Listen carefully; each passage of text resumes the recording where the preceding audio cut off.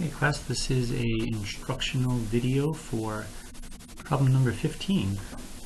I think to start out here, one thing to note is that we should be trying to graph this. It's not in our traditional y equals format, but that doesn't stop us.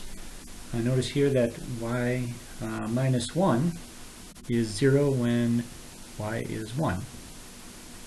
And if y is 4, then likewise this second part of the vector is 0. So what that allows us to do is get a couple of points. We've got the point 0, 1 and the point 0, 4 that we can graph.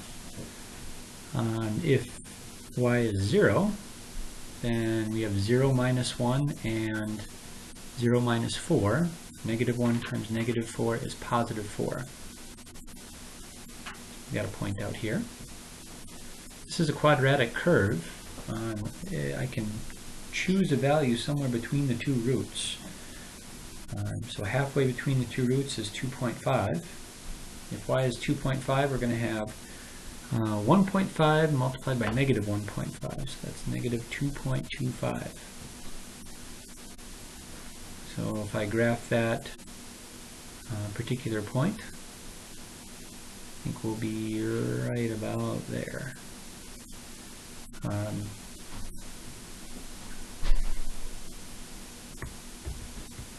Down one. It's not quite right either. Well, right there. That's negative 2.25 and comma 2.5. So I can kind of see the shape of the curve. There's probably another point up here that's at 4, 5. And if y is 5, indeed we've got 4 times 1, so x would be 4. Okay, so I can see what that quadratic curve looks like. I think we can... Oh, good. I hit it right on. Good for me.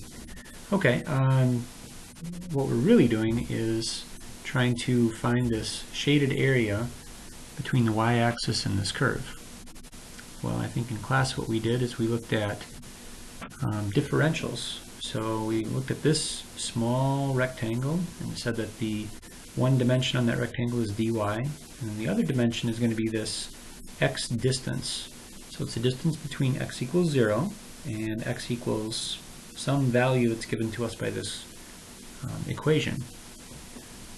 So I know that we're going to do an x1 minus an x2. I'm going to take the x value that's more positive minus the x value that's less positive and subtract. That's going to be my horizontal distance. So that's 0 minus the expression that's given to us in terms of y. And I can do a little expansion of that expression and then distribute a minus sign across that quantity, essentially just simplify that expression. So to find the area of this particular rectangle right now, remember this is just one sample rectangle. I want to try and find that area. That area is given to us by just multiplying the two dimensions together. So that's a sample area, dA, and if I want to find the area of that curve, I have to integrate all of the sample areas, all the different rectangles. So I'm going to integrate the function itself. I know that what we're really doing here, I've got to get my limits of integration. This is y equals 1, that's our lower limit. And then up here we've got y equals 4. That's our upper limit. So what I think about is this rectangle shifting from down here where it would be kind of a really narrow rectangle, and then if it shifts up a little bit along that y-axis, it gets a little bit longer.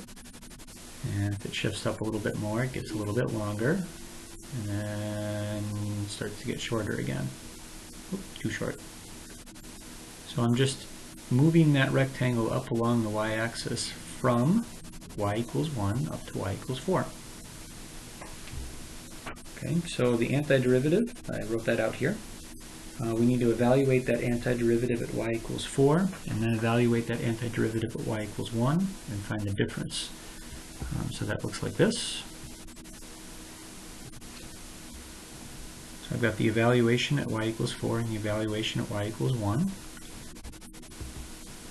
And I'll let you do the arithmetic there, but I wound up with 8/3 minus negative 11/6. That's 27/6. And the same thing as 9/2. So that's our solution. That 9/2 represents this shaded area. Hope that helps. We'll hopefully get another video here soon.